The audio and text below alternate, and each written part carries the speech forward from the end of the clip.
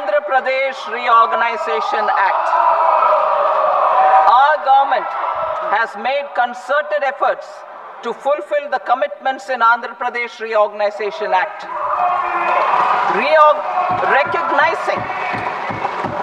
Recognizing the state's need for the capital, recognizing the state's need for a capital, we will facilitate special financial support through multilateral development agencies. In the current financial year, 15,000 crore rupees will be arranged with additional amounts in future years.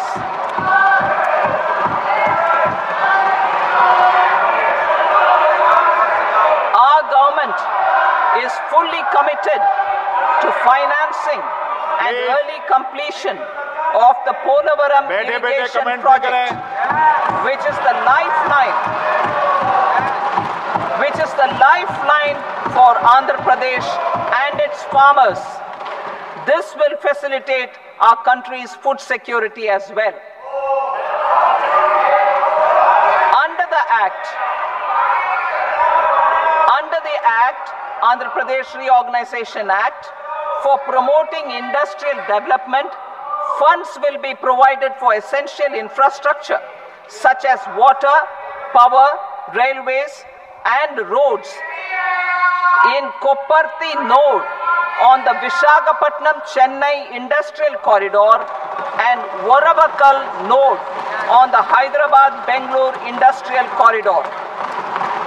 An additional allocation will be provided this year towards capital investment for economic growth. Grants for backward regions of Rayalaseema, Prakasham, North Coastal Andhra, as stated in the Act, will be provided. 1953లో Kurnool రాజధానిగా వచ్చింది. ఎప్పుడు మనకి ఇన్ని సంవత్సరాలుగా ఇన్ని దశాబ్దాలుగా ఇంకా కొట్టుకుంటూనే ఉన్నాం. అన్ని రాష్ట్రాలు ఏర్పడ్డాయి, భాషా ప్రయుక్త రాష్ట్రాలు ఏర్పడ్డాయి. దేశం అంతా ఎవరికి రాజధాని వచ్చింది, ముందుకెళ్ళిపోయారు, అభివృద్ధి చెందారు. కానీ మన ఆంధ్రప్రదేశ్కి వచ్చేటప్పటికి కర్నూలు రాజధానిగా ఏర్పడింది. కాదని చెప్పి మళ్ళీ తెలంగాణలో కలిపారు. కొన్ని దశాబ్దాల తర్వాత మళ్ళీ విభజన జరిగింది. మళ్ళీ రాజధాని కోసం ఎత్తుక్కుంటూనే వచ్చాం.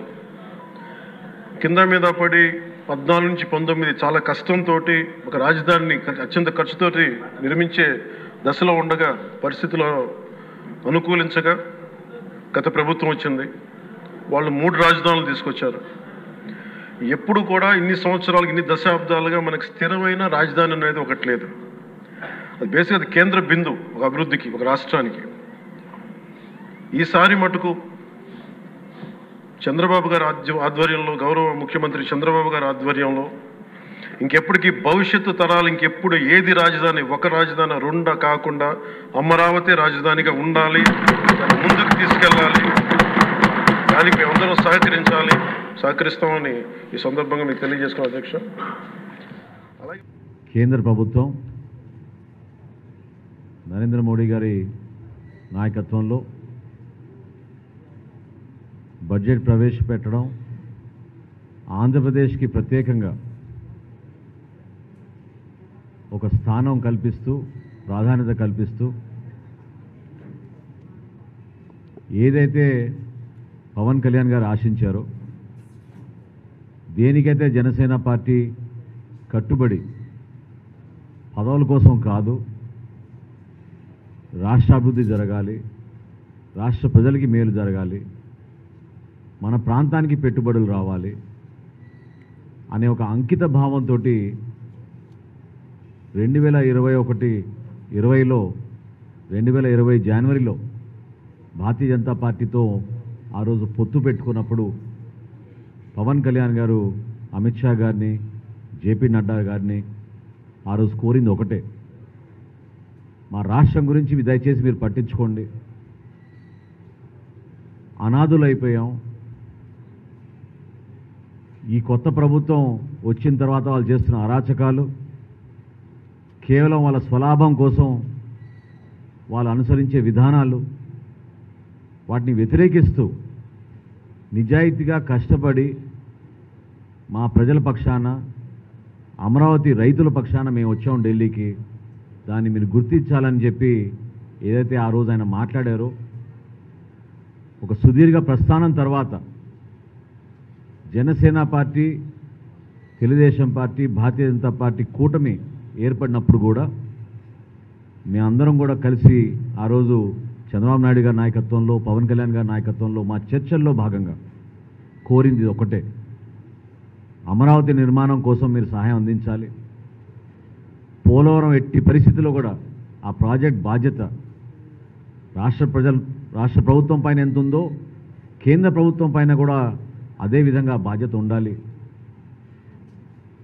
దయచేసి ఎక్కడ కూడా వివక్ష చూపించారు, ఆంధ్రప్రదేశ్ని ఆదుకోవడం లేదనే భావన ప్రజల్లో కలగకుండా మనందరం కలిసి పనిచేద్దామని ఆ రోజు చర్చల్లో భాగంగా మాట్లాడినప్పుడు ఆ నాయకత్వం ఇచ్చిన మాట ఈరోజు కేంద్ర బడ్జెట్లో మన రాష్ట్రానికి అమరావతి విషయంలో కానివ్వండి, పోలవరం విషయంలో కానివ్వండి, ఉపాధి కల్పించే విధంగా వాళ్ళు తీసుకున్న కొన్ని నిర్ణయాలు కానివ్వండి, ఖచ్చితంగా ఒక బంగారు భవిష్యత్తు ఉండే విధంగా దేనికైతే మన నాయకత్వం ఏకదాటిపైన కలిసి వచ్చి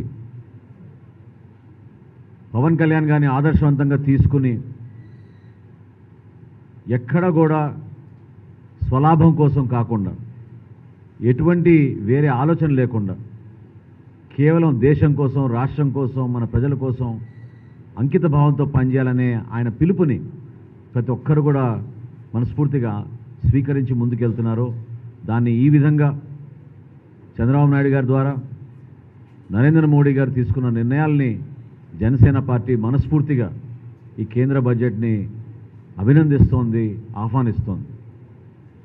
ఇదే విధంగా రాబోయే రోజుల్లో కూడా పోలవరం నిర్మాణంలో కానివ్వండి, అమరావతిని మరొక్కసారి ఆ పూర్వ వైభవం తీసుకొచ్చే విధంగా, ఈ ప్రాంతానికి అద్భుతమైన పెట్టుబడులు వచ్చే విధంగా అనేక కార్యక్రమాల ద్వారా, స్కిల్ బిల్డింగ్ ద్వారా, ఉపాధి అవకాశాల ద్వారా, ఇన్ఫ్రాస్ట్రక్చర్ బిల్డింగ్ ద్వారా మన రాష్ట్రానికి మంచి పేరు తీసుకొచ్చే విధంగా ఈరోజు జనసేన శాసనసభ పక్షం తీర్మానం చేసి కేంద్ర ప్రభుత్వానికి ప్రత్యేకంగా ధన్యవాదాలు తెలుపుకుంటూ, ఖచ్చితంగా మేము రాష్ట్ర ప్రజలకి అంకిత భావంతో పనిచేస్తాం.